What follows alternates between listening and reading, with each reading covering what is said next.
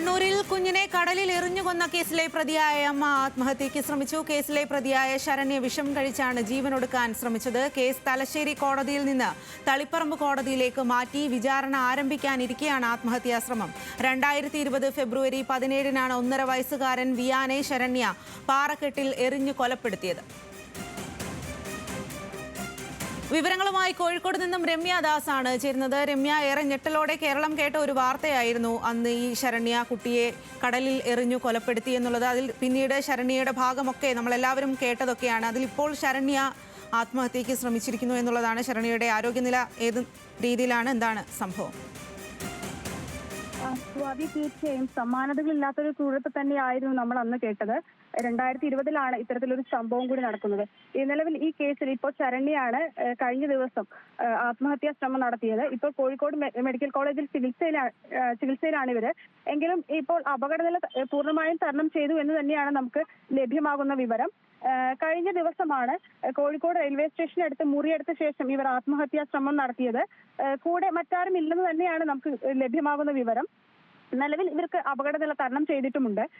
തലശ്ശേരി കോടതിയിൽ ഈ കേസുമായി ബന്ധപ്പെട്ട് തലശ്ശേരി കോടതിയിൽ നിന്നും തളിപ്പറമ്പ് കോടതിയിലേക്ക് ഈ കേസിന്റെ വിചാരണ മാറ്റിയിരുന്നു. അതിന്റെ വിചാരണ നടപടികൾ ആരംഭിക്കാനിരിക്കെയാണ് ഇത്തരത്തിലൊരു ആത്മഹത്യാ ശ്രമം ഇവർ നടത്തുന്നത്. കാരണം ഈ കേസുമായി ബന്ധപ്പെട്ട് ഇവര് ജാമ്യത്തിലായിരുന്നു. തമിഴ്നാട്ടിലായിരുന്നു ഇവരുണ്ടായിരുന്നത്.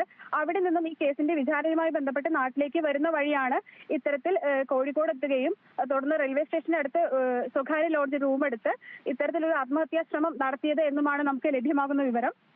ഇതില് 1.5 വയസ്സുകാരൻ മകൻ വിയാനെ 2020 ഫെബ്രുവരി 17-നാണ് പാറക്കെട്ടിൽ എറിഞ്ഞ് ഇവർ കൊന്നിട്ടുണ്ടായിരുന്നത്.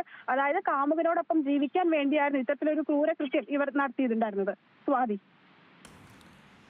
അതെ രമ്യ, അതുതന്നെയാണ് അന്ന് നമ്മളെല്ലാവരും കണ്ടതുമാണ്. അവർ കുട്ടിയെ പാറക്കെട്ടിൻ്റെ അകത്തുനിന്ന് എടുത്ത ആ കാഴ്ചയൊക്കെ നമുക്ക് ഓർമ്മയുണ്ട്. അത്തരത്തിൽ ഒരു വളരെ വിവാദമായിരുന്ന കുളിളക്കം സൃഷ്ടിച്ച ഒരു സംഭവം തന്നെയായിരുന്നു ഈ ശരണ്യ കുട്ടിയെ കൊലപ്പെടുത്തി എന്നുള്ളത്.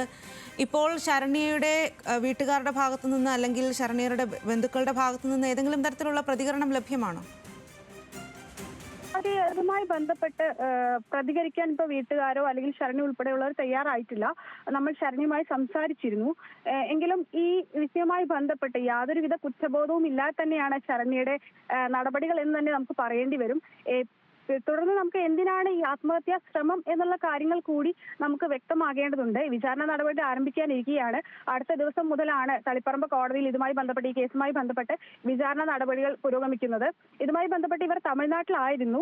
ഈ കേസിന്റെ വിചാരണയ്ക്ക് വേണ്ടിയാണ് ഇവർ നാട്ടിലേക്ക് ഇപ്പോൾ വരുന്നുണ്ടായിരുന്നത്. ഇതുമായി ബന്ധപ്പെട്ടാണ് ഇപ്പോൾ കോഴിക്കോട് എത്തിയതും ഇത്തരത്തിലൊരു ആത്മഹത്യാ ശ്രമം ഉൾപ്പെടെ ഇവർ നടത്തുന്നതും.